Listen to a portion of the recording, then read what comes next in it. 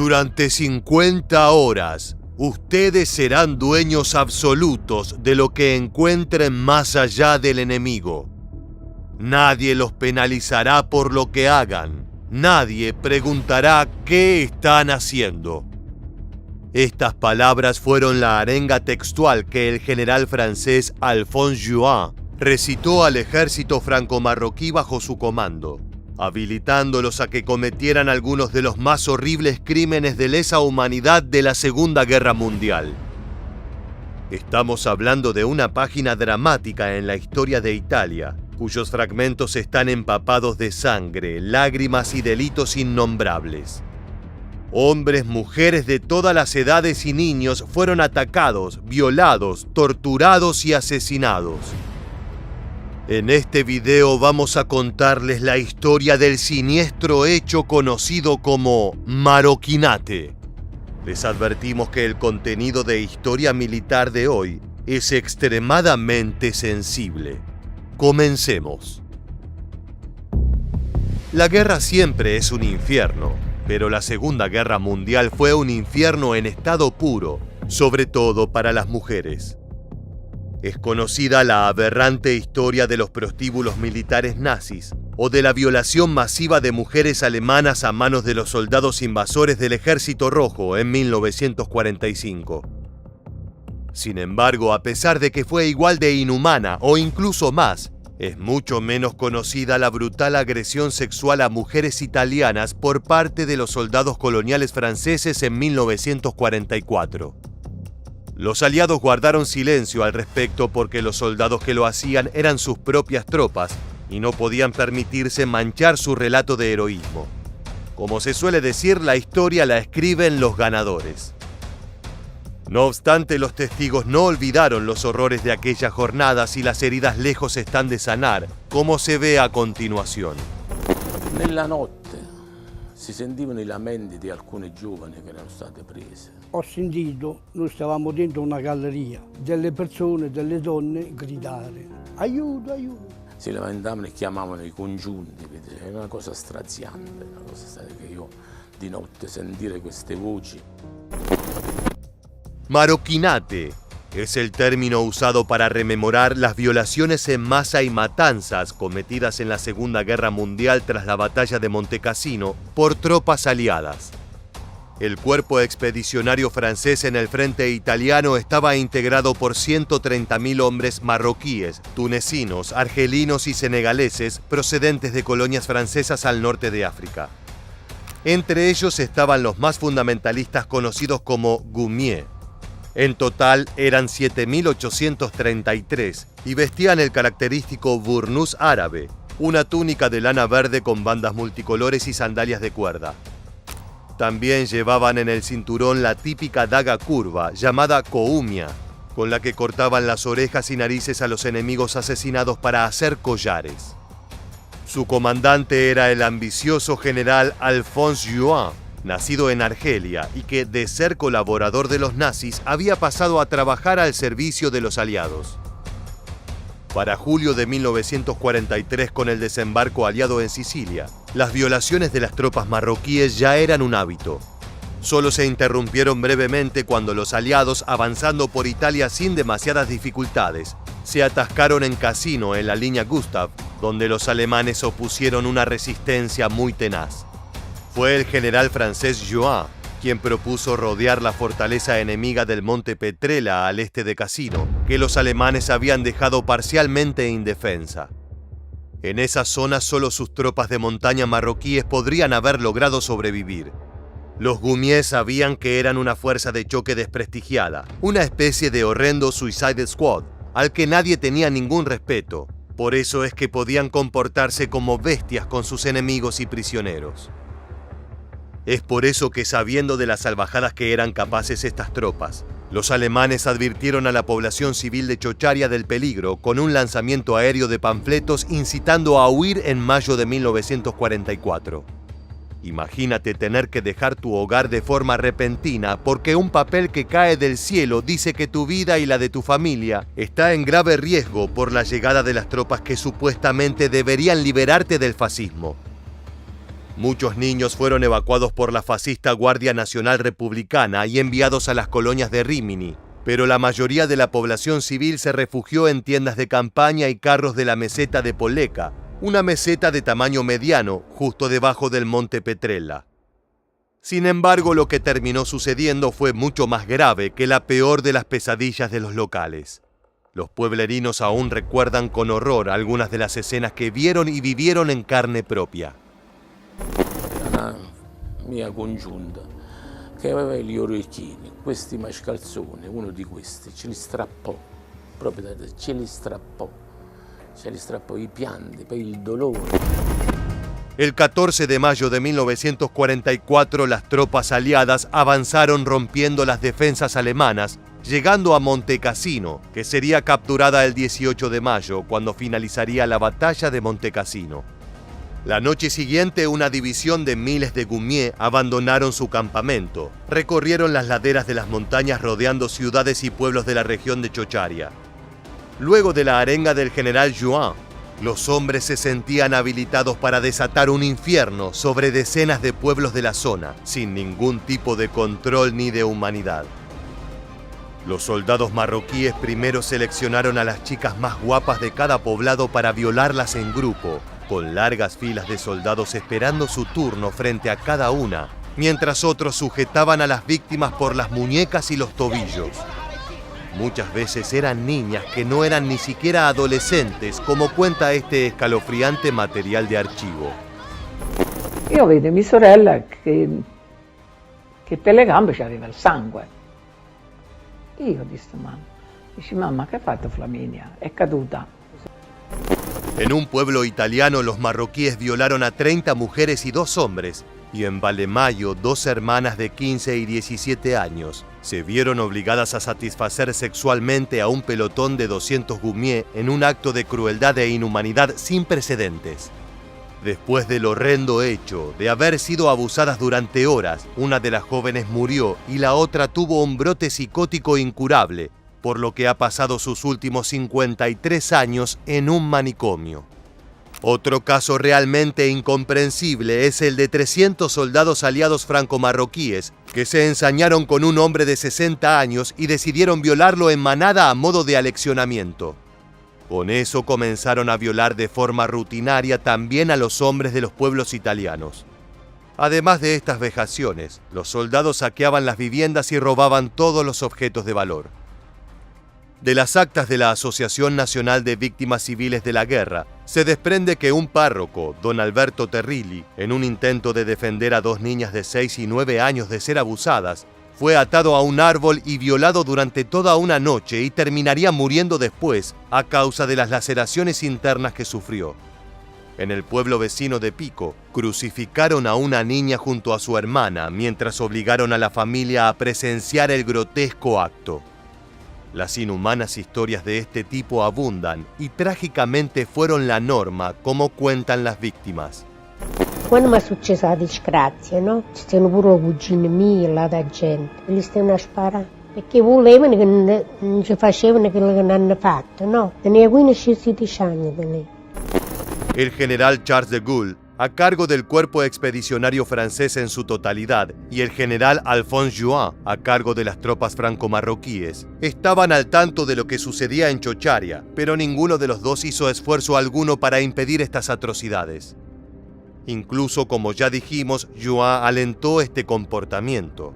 Cientos de pobres civiles inocentes, mujeres, hombres, niños, ancianos e incluso animales eran violados, golpeados, saqueados y asesinados por las tropas coloniales francesas adscritas a los aliados.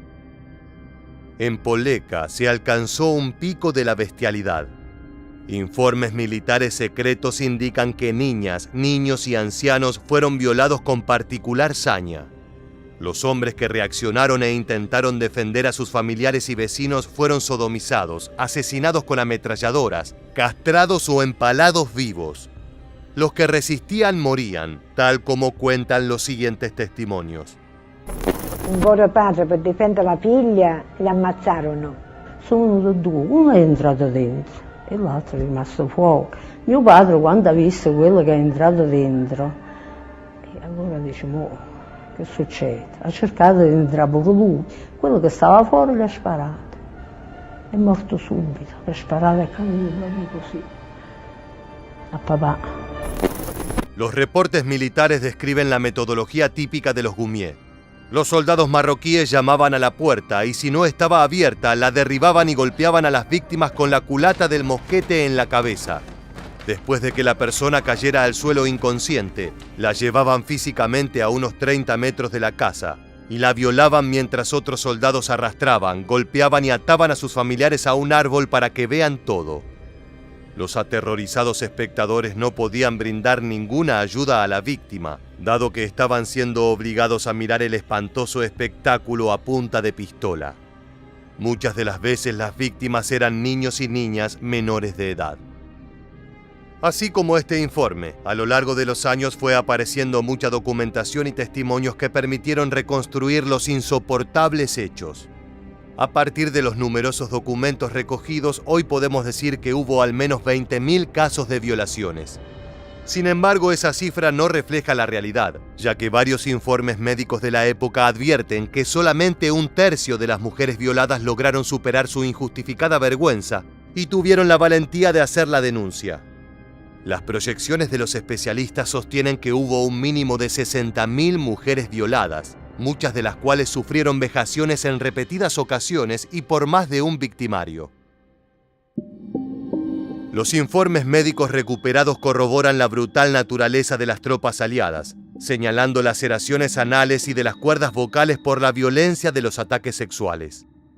Asimismo, hay reportes de dientes rotos para evitar las mordidas de las víctimas, empalamientos y castraciones, reservados especialmente para los hombres que trataron de defender a sus esposas, madres o hijas, aunque también abundaron las mutilaciones por mero divertimento de los soldados franco-marroquíes.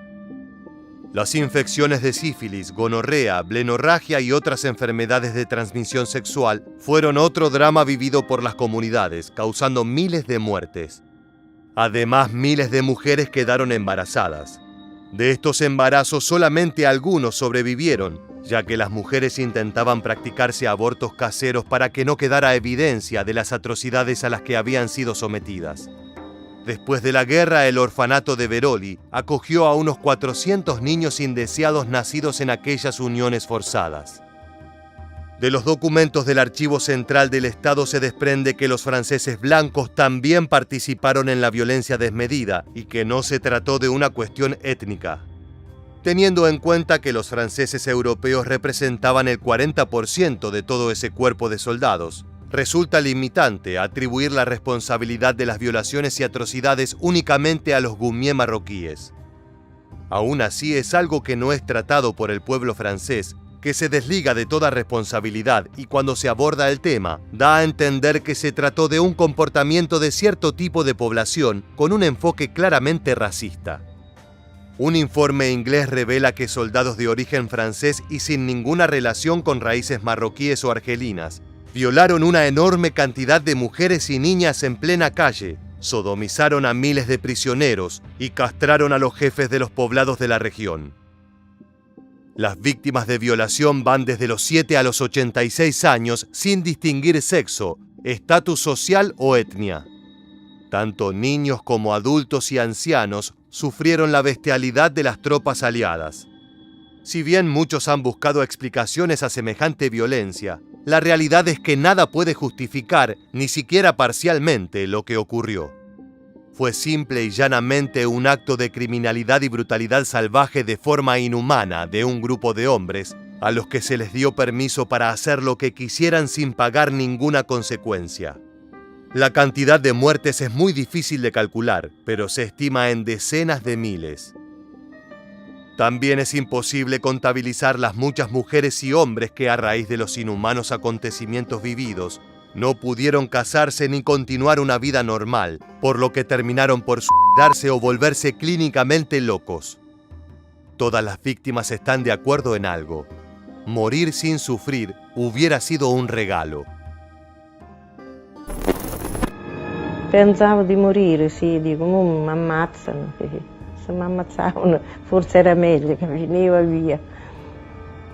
come a Gesù Cristo quando li portavano, che le avevano fragellenne, mi hanno fatto in quella maniera a me. Io mi stavo aspettando il colpo mio.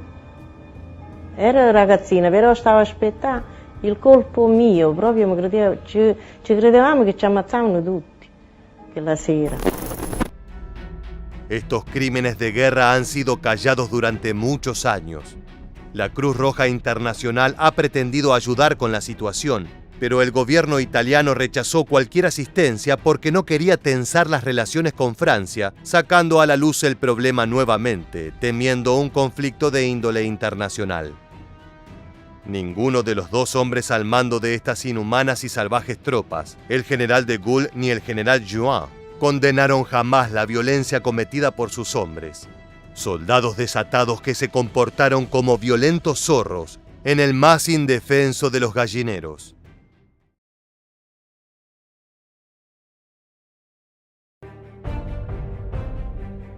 Es cierto que las tropas imperiales japonesas han sido conocidas por su perversión y crueldad con las mujeres de sus enemigos. Pero el trato que los aliados dispensaron a las japonesas en la Segunda Guerra Mundial no se queda atrás.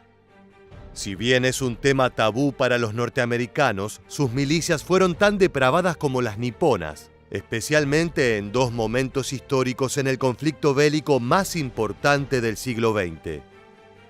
En el video de hoy vamos a hablar de la historia que algunas fuentes aliadas han querido silenciar, pero que siguen saliendo a la luz con escalofriantes testimonios y estudios. Queremos compartir con ustedes las atrocidades cometidas por las tropas estadounidenses durante la batalla de Okinawa y la posterior ocupación en Japón. El material que vamos a compartir a continuación es de naturaleza sensible, así que asegúrense de estar acompañados al momento de ver este video. Bienvenidos una vez más a Historia Militar. ¡Comencemos! We debarked from our ships. We landed in Okinawa and we had no idea of what kind of resistance we will encounter. There were no Japanese, there were no natives, there was nothing. We made our way immediately to the airport that had been deserted by the Japanese, and we found a good many destroyed planes and bombs, but no resistance. By the end of the second day, we had crossed the island, and that was when our trouble began. Estas imágenes impresionantes son de la conocida batalla de Okinawa, en la que se combatió de forma sangrienta durante 82 largos días, desde principios de abril hasta mediados de junio de 1945. Es recordada por la ferocidad y brutalidad de los combates. La intensidad de los disparos y la enorme cantidad de buques aliados y vehículos blindados que asaltaron la isla dio como resultado una de las batallas con más víctimas, civiles y militares, en toda la campaña del Pacífico. Según estimaciones oficiales, la totalidad de los fallecidos supera el 250.000. El objetivo principal de la operación fue apoderarse de la gran isla de Okinawa a solo 550 kilómetros de distancia de Japón y darle un golpe moral al imperio, planeando usarla como base para las operaciones aéreas con el plan de invadir territorio japonés. A pesar de que la ocupación de la isla fue un éxito, los crímenes y atrocidades cometidas por los norteamericanos en esta empresa militar siguen siendo controversiales al día de hoy. Okinawa tenía una elevada población civil indígena no involucrada en el conflicto, que fue arrasada por las tropas aliadas. Si bien el cálculo no es exacto, se estima que el desembarco dejó casi 150.000 muertos inocentes a causa del fuego de artillería, ataques aéreos e incluso contando ejecuciones realizadas por el ejército imperial japonés. Las milicias estadounidenses relataron que durante la batalla se les hacía difícil distinguir a los civiles de los soldados. Un testimonio de un soldado de infantería es tan ilustrativo como terrible. Nos disparaban desde sus pequeñas casas, pero no podíamos distinguir cuáles estaban ocupadas por los civiles y cuáles por soldados. Fue terrible no poder distinguir entre el enemigo y las mujeres y los niños. En un momento ya nos dejó de importar y empezamos a abrir fuego de forma indiscriminada. No sabíamos a quién estábamos apuntando, solo disparábamos. A pesar de las imágenes que vimos y lo que contaban horribles testimonios, ser acribillados por armas enemigas no era lo peor que podía pasarle a la población civil de Okinawa. Empezaron a correr rumores difundidos por las tropas imperiales niponas acerca de los salvajes americanos y los tormentos a los que iban a someter a los nativos. Fue por esa razón que con la inminente victoria de las tropas estadounidenses comenzaron a producirse suicidios en masa entre los locales. Un artículo publicado en el Ryukyu Jinpo, uno de los 2 periódicos principales de la isla, reveló en 2007 que muchos habitantes de Okinawa declararon que el ejército japonés directamente los obligó a suicidarse. No solo eso, sino que también aparecieron testigos que manifestaron que les fueron entregadas granadas para autoinmolarse y atentar contra los norteamericanos. Otra parte de los civiles, inundados y adoctrinados por la propaganda japonesa, no solo se suicidaron, sino que antes mataron a sus familias para evitar las supuestas vejaciones a las que los bárbaros soldados de los Estados Unidos iban a someterlos. Muchos de ellos se arrojaron trágicamente junto a sus familias desde los altos acantilados, donde actualmente está situado el Museo de la Paz. Sin embargo, a pesar de que el terror esparcido entre los locales era una estrategia del ejército imperial para lograr que los locales se sublevaran contra los invasores y luchen contra ellos, parece ser que muchos de los rumores estaban lejos de ser una simple propaganda. Los crímenes de guerra cometidos por los Estados Unidos siempre han sido un tema controversial, dado que hay pocos registros de los hechos sucedidos. En este caso, un grupo de historiadores ha calculado que soldados norteamericanos cometieron más de 10.000 violaciones durante los 3 meses que duró esta batalla. Oficiales del Cuerpo de Marines en Okinawa y Washington han declarado no tener conocimiento de que se hubieran cometido violaciones por soldados estadounidenses en Okinawa, y en sus registros no consta que los marines cometieran ningún crimen de guerra. Sin embargo, las violaciones cometidas en esta empresa son otro de los secretos sucios que las crónicas militares norteamericanas eligen suprimir de los informes históricos. Los testimonios son pocos pero aberrantes, dado que las mujeres locales no se animaron a denunciar los hechos en su momento. Pocas habitantes de Okinawa quedaron embarazadas como producto de los ataques, ya que el estrés y la mala alimentación hacía que la mayoría no fueran fértiles. Las que sí lo hicieron, abortaron antes de que sus maridos y padres regresaran de la guerra, para no ser consideradas una deshonra para la familia. Los precarios métodos llevaron a que muchas de ellas murieran en el procedimiento, quedando el crimen de guerra enterrado para siempre con ellas. Entre los hechos más terribles sucedidos a raíz de estos crímenes, se encuentra el asesinato de los recién nacidos engendrados por los estadounidenses. Muchos de los bebés fueron ahogados o envenenados por sus propias madres para no tener que cargar con la deshonra de la violación. Un episodio recogido por algunos historiadores resume brevemente estos desgarradores actos. En un pueblo de la península de Motobu, en el que solo había mujeres, niños y ancianos, ya que todos los jóvenes habían sido movilizados para la guerra, sucedió la tragedia.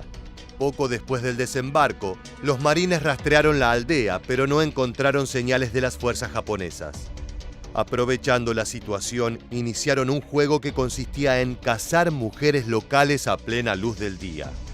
Literalmente las perseguían por el pueblo, mientras que ellas se escondían en las chozas o en los refugios antiaéreos cercanos. Eran sacadas de sus escondites una tras otra y violadas sistemáticamente por grupos de 5 a 10 soldados para ser liberadas. El juego se retomaba al día siguiente. Si bien los norteamericanos tienen una mirada muy tendenciosa de los crímenes de guerra cometidos en Okinawa, no es menos cierto que los propios nipones ejercieron sobre esa población salvajadas semejantes. Cabe destacar que el ejército imperial consideraba a los nativos de la isla una raza inferior, así como lo hacían con los chinos o los coreanos, dando a entender que la supremacía racial se encontraba en tierras japonesas. Las milicias niponas ejecutaban a todos aquellos okinawenses que se rehusaran a colaborar con ellos para enfrentar al enemigo, ya fuera combatiendo o proveyéndoles de alimento y provisiones. Incluso saqueaban los poblados de forma tan brutal como los norteamericanos. Esto generó muertos, no solo a manos del ejército imperial, sino también debido a la hambruna de los pueblos enteros que se quedaban sin alimento por los ataques de los soldados japoneses. La violación de civiles en Okinawa fue un acto en el que intervinieron soldados de los dos bandos, ya que una vez que se vieron derrotados, los japoneses hicieron rutina castigar por la derrota a las okinawenses abusando sexualmente de ellas. Finalmente, los bombardeos atómicos sobre Hiroshima y Nagasaki y la entrada soviética en el Teatro del Pacífico provocarían la rendición de Japón tan solo unas semanas después del fin de los combates en Okinawa. Uno creería que las cosas terminarían allí, pero acontecimientos igual de oscuros estaban por suceder en tierras japonesas. Luego de la rendición oficial nipona que acabamos de visualizar, la ocupación de Japón se dio al finalizar la Segunda Guerra Mundial y fue llevada a cabo por las fuerzas aliadas, lideradas por los Estados Unidos con contribuciones por parte de Canadá, Australia, el Reino Unido y Nueva Zelanda. El Tratado de San Francisco, que fue firmado el 8 de septiembre de 1951, marcó el fin de la ocupación aliada, entrando subsecuentemente en vigor el 28 de abril de 1952, cuando Japón se convirtió de nuevo en un estado independiente, obviamente con condiciones. Las atrocidades ocurridas durante este período fueron consideradas violaciones de guerra, es decir, crímenes de naturaleza sexual cometidos bajo la ocupación militar aliada de Japón. Las estimaciones de números concretos y consecuencias posteriores factibles de estos hechos difieren considerablemente dependiendo si se escucha a las autoridades militares oficiales o a historiadores especialistas en el tema que reivindican los derechos humanos. Mientras los principales diarios norteamericanos hablaban de una ocupación pacífica, en el territorio nipón se vivía un calvario. A continuación vamos a ver cómo los medios suavizaban o negaban las atrocidades que se vivían en ese momento en tierras japonesas.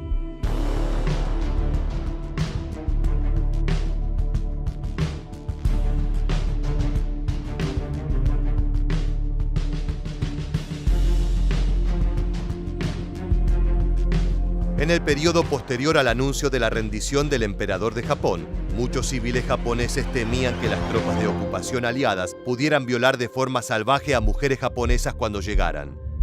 Lo curioso es que estos temores fueron impulsados en gran parte por la preocupación de que las tropas aliadas mostraran un comportamiento similar al de las fuerzas de ocupación japonesas en China y el Pacífico, donde se cometieron crímenes de lesa humanidad indescriptibles, como la masacre de Nankín, entre otros.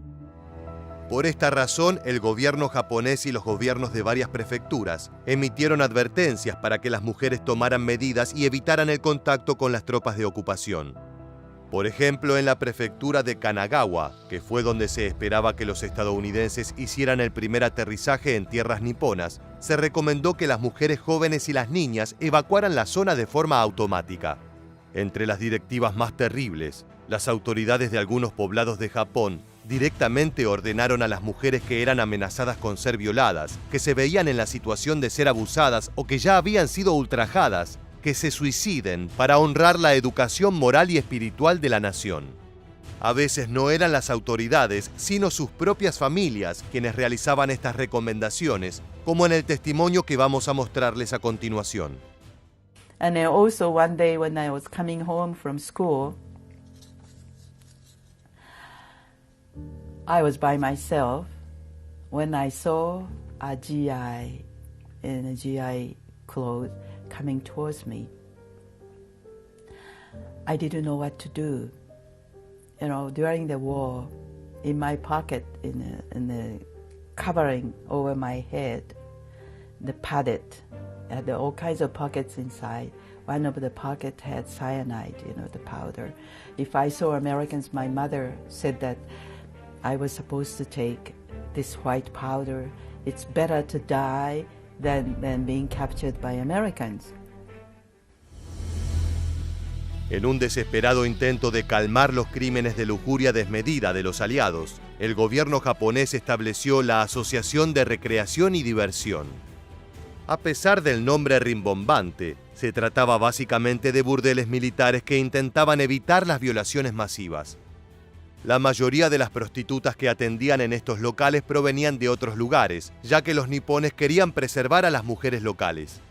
Aunque a todas les generaba rechazo mantener relaciones sexuales con el enemigo, muchas mujeres que se ofrecieron como voluntarias para trabajar en estos burdeles afirmaron que lo hicieron porque sentían el deber de proteger a otras mujeres de las tropas aliadas. El cierre de estos locales se ordenó oficialmente en enero de 1946, cuando las autoridades de ocupación prohibieron cualquier tipo de prostitución, ya que encontraban que violaba los derechos humanos de las mujeres involucradas. Existe una controversia verdaderamente grande con respecto a la clausura de los burdeles. Además de la corrección política de las fuerzas aliadas, se sospecha que hubo una razón más operativa para el cierre de los prostíbulos, y esa fue el enorme aumento de las enfermedades venéreas potencialmente mortales entre los soldados. Si bien se suponía que con el cierre de estos locales iba a aminorar la voracidad sexual de las tropas aliadas, terminó sucediendo todo lo contrario. Según historiadores especializados, el número de violaciones y agresiones a mujeres japonesas era alrededor de 40 por día mientras los burdeles estaban en funcionamiento. Luego del cierre de estos locales a principios de 1946, la cifra se disparó a un promedio de 330 abusos por día cometidos por las tropas aliadas. Lamentablemente, solo unos pocos incidentes de agresión y violación fueron denunciados a la policía por parte de las mujeres japonesas, aunque de cualquier manera las autoridades locales estaban en parte cooptadas por los ejércitos aliados en una convivencia armoniosa, tal como lo demuestran algunas imágenes que vamos a ver a continuación.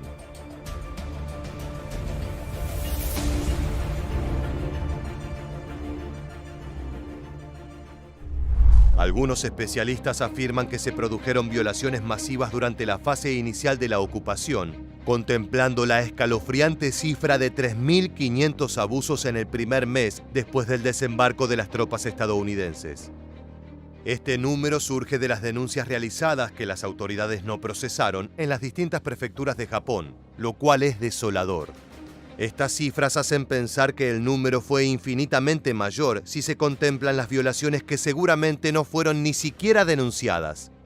Mientras que algunos informes de la época aseguran que cuando los paracaidistas estadounidenses aterrizaron en Sapporo, se produjo una orgía de saqueos y violencia sexual imparable, fuentes oficiales de las Fuerzas Armadas americanas hablan de apenas una breve ola de crímenes cometidos por oficiales.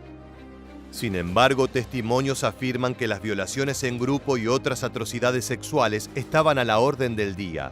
La violencia y salvajismo de algunos de estos actos hicieron que varias de las víctimas cometieran suicidio de inmediato. Cabe destacar que hay muy poco material de archivo acerca de este tema, ya que había una estricta instrucción aliada para que estos asuntos no se trataran, al punto de convencer a ciudadanos y ciudadanas locales de esta realidad, como el testimonio que vamos a escuchar ahora. The ridiculous things that I heard, I would say, how stupid, how stupid.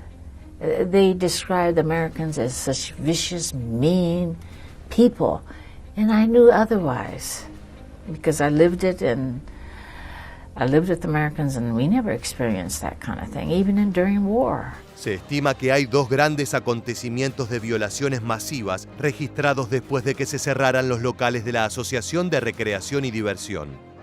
El primero sucedió cerca de la medianoche del 4 de abril, cuando aproximadamente 50 soldados que llegaron en 3 camiones asaltaron el hospital Nakamura en el distrito de Omori.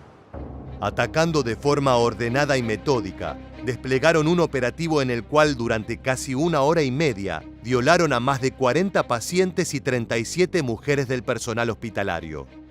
Algunos médicos y pacientes varones que intentaron proteger a las mujeres fueron asesinados fríamente. Sin embargo, la peor tragedia fue que una de las mujeres violadas tenía un bebé de 2 días en brazos, que fue aniquilado al ser arrojado al suelo con violencia cuando las tropas intentaban abusar salvajemente de la mujer. El segundo fue una redada planificada y siniestra sucedida el 11 de abril de 1946. El hecho fue protagonizado por entre 30 y 60 soldados estadounidenses, que cortaron las líneas telefónicas de un bloque de viviendas en la ciudad de Nagoya para aislarlo y tenerlo a su merced. El grupo de perversos soldados fueron casa por casa y simultáneamente violaron a todas las niñas y mujeres de entre 10 y 55 años en la zona. Los norteamericanos no fueron los únicos perpetradores de estas atrocidades que fueron desestimadas y barridas bajo la alfombra. Las tropas australianas, británicas y neozelandesas en Japón, como parte de la Fuerza de Ocupación de la Commonwealth Británica, conocida por sus siglas BCOF, también cometieron actos criminales imperdonables. Los informes oficiales constatan que sus miembros fueron condenados por cometer apenas 57 violaciones en el periodo comprendido entre mayo de 1946 y diciembre de 1947, y otras pocas 23 entre enero de 1948 y septiembre de 1951.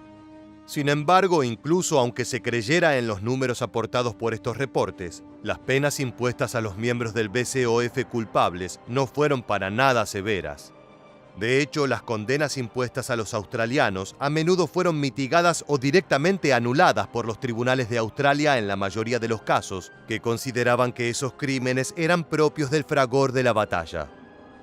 Algunos testimonios que han quedado por escrito de esas épocas ilustran un poco el infierno sufrido por las japonesas. Una ex prostituta recuerda que tan pronto como las tropas australianas llegaron a Kure a principios de 1946, arrastraron a mujeres jóvenes a sus jeeps, las llevaron a la montaña y luego las violaron. Los locales las oían gritar pidiendo ayuda casi todas las noches.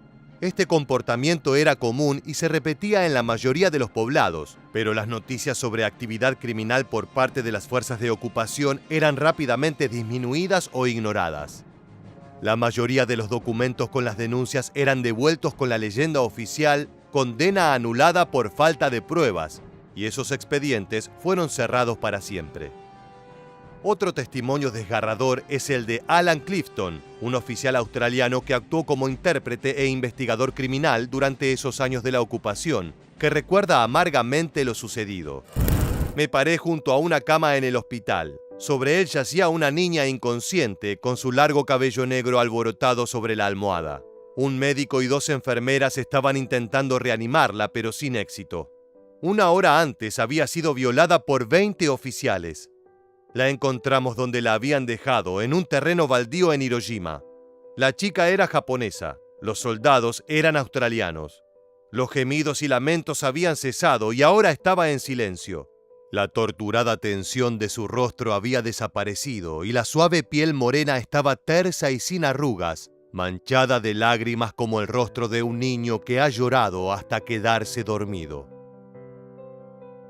Si se preguntan cómo fue posible que estas atrocidades sucedieran sin que nadie dijera nada al respecto, solamente fue posible gracias a un plan sistemático de ocultamiento. No solo los altos mandos de las Fuerzas Armadas aliadas se ocuparon de minimizar o invisibilizar estos atroces delitos, sino que de forma cínica e inteligente, las tropas estadounidenses impusieron una amplia censura a los medios de comunicación japoneses. Vean sino las fotografías que se hacían circular en ese momento, dando a entender una fraternidad inexistente.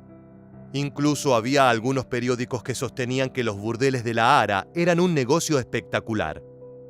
Desde el 10 de diciembre de 1945 hasta el final de la ocupación en 1952, los medios locales tenían prohibido cubrir temas sociales delicados y crímenes graves cometidos por miembros de las fuerzas de ocupación, haciendo particular énfasis en no mencionar casos de violaciones.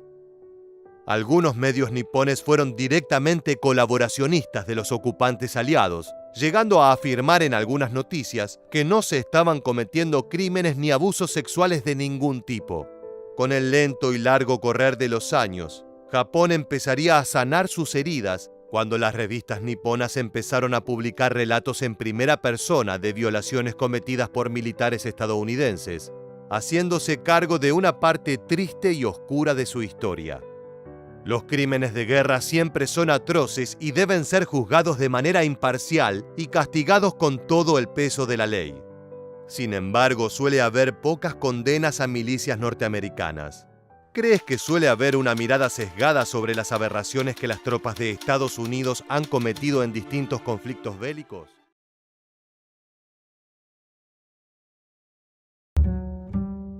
Durante la Segunda Guerra Mundial, la prostitución tuvo un crecimiento impactante, ya sea por la adopción de infames burdeles militarizados o por la creación de establecimientos incluso dentro de los campos de concentración. Sin embargo, la Unión Soviética iba a contramano de estos cambios, tomando una postura cada vez más dura para combatir un fenómeno que consideraban una degeneración propia del capitalismo. Desde el cierre masivo de establecimientos a la persecución y el fusilamiento de meretrices, los métodos soviéticos fueron brutales. El problema es que las fuerzas del eje eran ávidas consumidoras de este tipo de servicios, generando un clima hostil en los territorios soviéticos conquistados. En este nuevo video de historia militar te queremos llevar a un viaje temporal para conocer por qué la prostitución era tabú en tierras rusas y cómo el oficio más antiguo de la historia continuó sobreviviendo de forma ilegal bajo las narices del gobierno de Stalin. En Moscú la prostitución fue permitida durante casi 75 años, entre 1843 y la Revolución Bolchevique de 1917. En esa ciudad antigua, corazón del imperio zarista, había todo tipo de ofertas sexuales. Los burdeles de primera categoría ofrecían sesiones grupales de 1 hora por un total de 15 rublos. Para los más exigentes, por el precio de 7 rublos por persona, se podía acceder al popular juego carnal conocido como Niñera, hazme más daño. No ahondaremos en detalle, pero teniendo en cuenta el nombre, de seguro puedes sacar tus conclusiones al respecto. Esos servicios estaban destinados a los poderosos y adinerados. El común de las personas concurría a los burdeles de segunda categoría, donde se pagaban unos pocos rublos por un encuentro privado de media hora. Finalmente, para los más desesperados, estaban los establecimientos de tercer nivel, donde por 50 kopecks, que tenían un valor de 1 centésima de rublo, se podía contratar los servicios de una dama. Para que tengas una referencia más cotidiana, era un valor equivalente al de 1 docena de huevos. Teniendo en cuenta esta aceitada economía sexual, cabe preguntarse cómo un imperio antiguo llegó a permitir este tipo de consumos. En la Rusia imperial, la prostitución pasó a ser legal por un decreto promulgado por Nicolás I en 1843. Esto no se debió a una promiscuidad generalizada, sino que fue un método de contención sanitaria. En muchos sentidos se trató de una reacción de las autoridades a brotes masivos de enfermedades como sífilis y otras infecciones genitales. En pósters de la época se puede ver el pánico generalizado hacia la enfermedad que para muchos era producto del sexo casual. En el último se lee la frase «el sexo casual, la principal fuente de contagio de enfermedades venéreas». Ante esta crisis, los médicos solicitaron medidas para reducir la cantidad de casos, y la única manera viable era tener un control de los burdeles, inspeccionando las condiciones sanitarias del lugar y de las mujeres que allí trabajaban. Este es uno de los documentos entregados a las trabajadoras sexuales, con su condición física y las firmas correspondientes. Este mecanismo se asemeja muchísimo al empleado por el Tercer Reich en Europa durante su expansión masiva en la Segunda Guerra Mundial. Temerosa de las enfermedades de transmisión sexual que diezmaban sus filas, y de las posibles relaciones homosexuales entre soldados, Alemania puso en marcha una red de burdeles militarizados. Uno de los más famosos fue Salon Kitty, ubicado en Berlín, el cual era tanto burdel como centro de espionaje.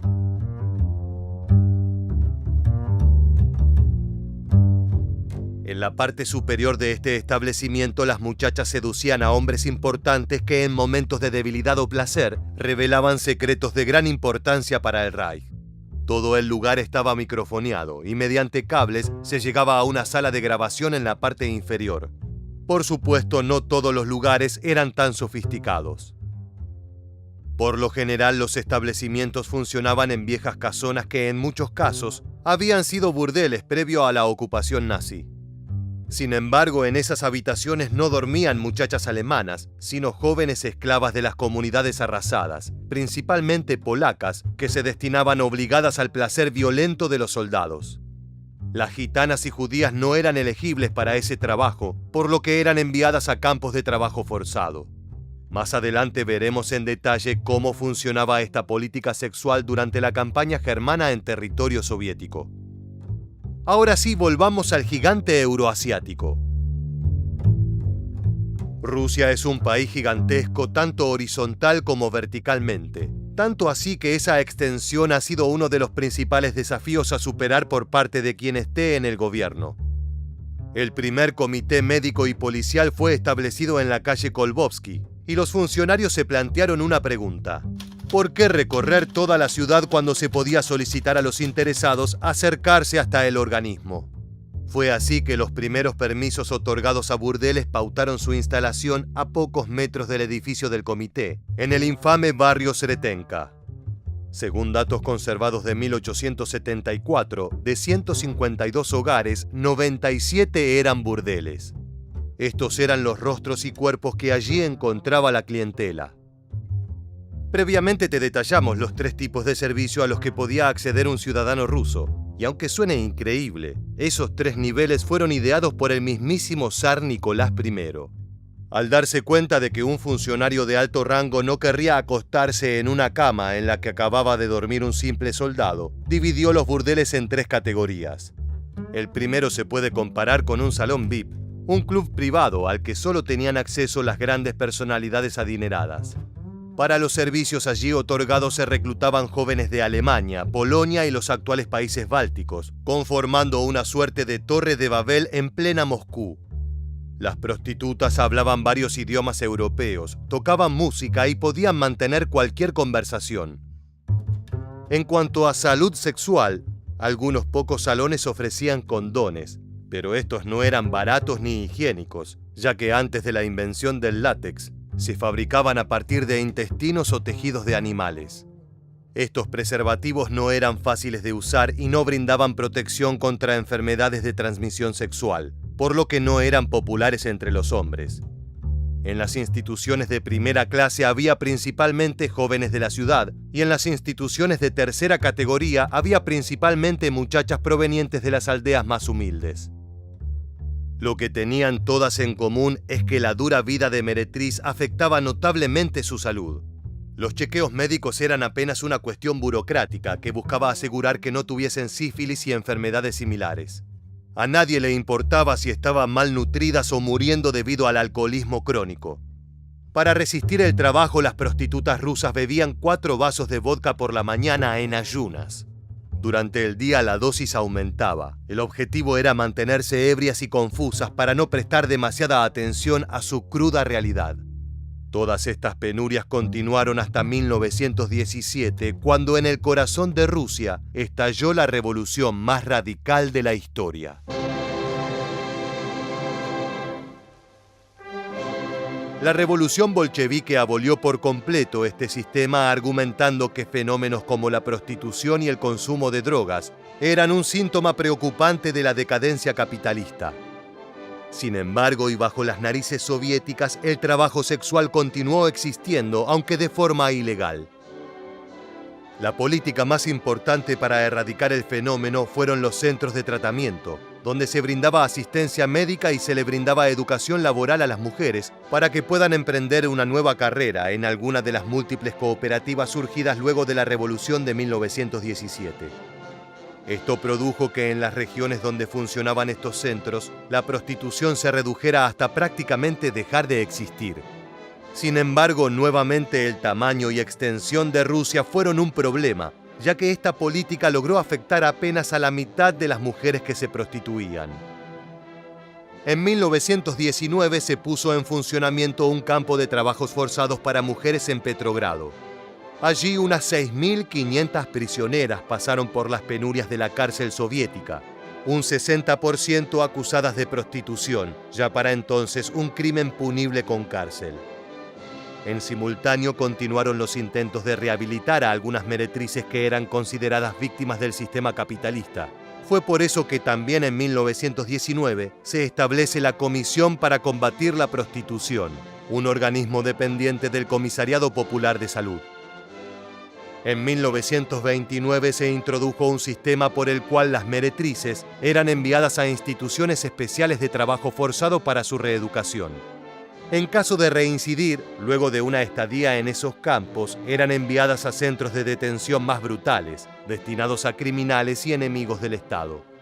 En los primeros años de la década del 30, las extranjeras sospechosas de prostituirse eran deportadas a su país natal, aunque con el tiempo todas las mujeres atrapadas fueron encarceladas en instalaciones de variado nivel de control policial.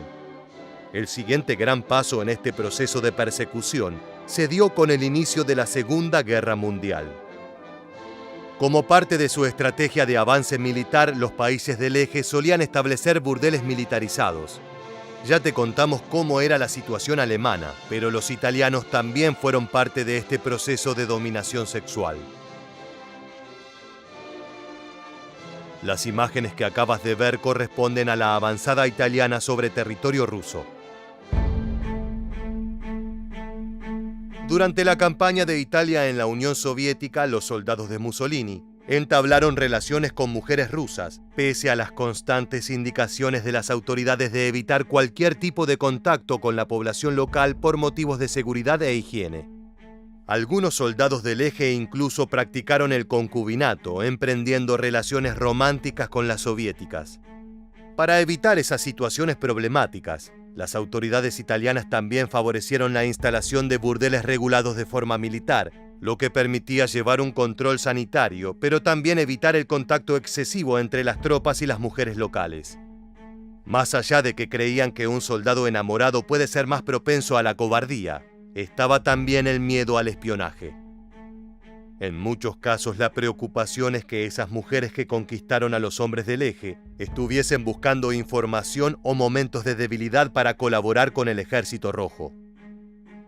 Los historiadores han tenido problemas para reconstruir las actividades del ejército italiano en el territorio soviético, ya que gran parte del material que se conserva de la época perpetúa la imagen del buen italiano, del invasor respetuoso y romántico que trata bien a sus conquistados.